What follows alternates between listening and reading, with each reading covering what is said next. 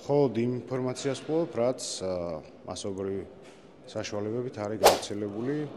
უნდა დაველოდოთ პირველ რიგში უდანაშაულობის პრეზუმპციის დაცვას და შემდგომში, როგორც კი გამოძიება და მართლმსაჯულების ყველა შტო დაადგენს რაიმე ტიპის დანაშაულის არსებობას ან გამორიცხავს არარსებობას, გიორგი მანველიძე არ არის ის კაცი, რომელიც რაიმე ტიპის პასუხისმგებლობას გაექცეს ასეთის არსებობის შემთხვევაში. თუმცა ის მივიდა თუ არა საგამოძიებო ორგანოში დაკითხვაზე, თქვენ არ გაქვთ ინფორმაცია როგორც თანაგუნდელს? მე არ ვფლობ ამ შესახებ ინფორმაციას და არც დაინტერესდით? რომც ვფლობდე, ამის გაჟღერების უფლებას საკუთარ თავს არ მივცემდი. და თქვენ არ დაინტერესდით, მასთან ჰქონდათ კომუნიკაცია მას შემდეგ, ინციდენტის შემდგომ? გიორგი ჩემი მეგობარია, დიდი ხნის კომუნიკაცია ყოველდღიური მაქვს მასთან, მაგრამ ჩვენ საუბრობთ კონკრეტულ სამართლებრივ მოცემულობაზე, რომელსაც არეგულირებს მისი კანონი და სტანდარტი.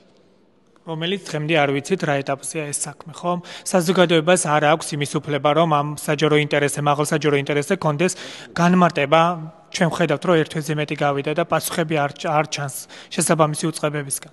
რატომ სულხან თქვენ იცით, რომ ჩვენ არ ვართ და არ უწევთ ზედამხედველობას საგამოძიებო ორგანოებს, ამასთან ერთად არსებობს მეორე მხარე, როგორც ვიცით, თქვენგან დაზარალებული სტატუსიც აქვს მონაწილეს მინიჭებული შესაბამისი მართლმსაჯულების შტოდან გამომდინარე და ასევე მეორე მხარესთან შესაძლებელია გქონდეთ თქვენ ალბათ კითხვები იმასთან დაკავშირებით, მოხდა თუ არა რაიმე ტიპის საპროცესო ღონისძიებების განხორციელება.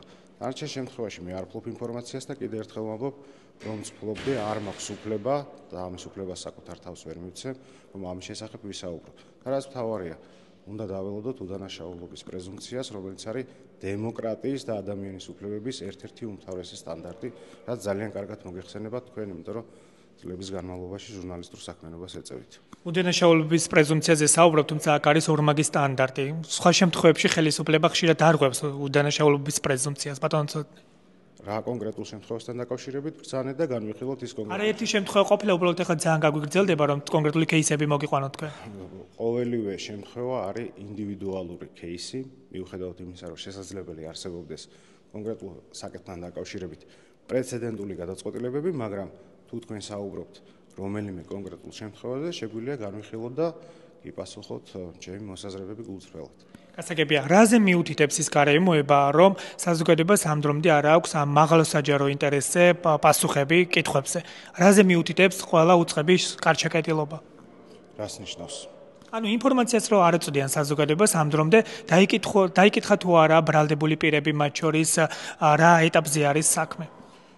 ამას წყვეტავს გამოძიება თავისი ინტერესებიდან გამომდინარე. და ფიგურანტებმა მათ შორის ვისაც დაზარალებული სტატუსი მიენიჭა, ამასთან დაკავშირებითაც გააკეთეს კომენტარები. მათ ყავთ ჩვენ როგორც ვიცით, ისე მედია საშუალებებით ინტერესების დამცველები და ასე თქვენ შეგიძლიათ მათი ინტერესების დამცველებსაც მიმართოთ იგივე კუთხით, ოღონდ რა თქმა უნდა მათ ეცოდინებათ რა ინფორმაცია არის შესაძლებელი რომ გასცენ საჯაროდ, იმიტომ რომ გარკვეული სტანდარტიც არსებობს, პერსონალური დაცვის სისტემაც არსებობს, რაზეც ჩვენ მიერთებული ვარ და ყველაფერია ამის გათვალისწინებით.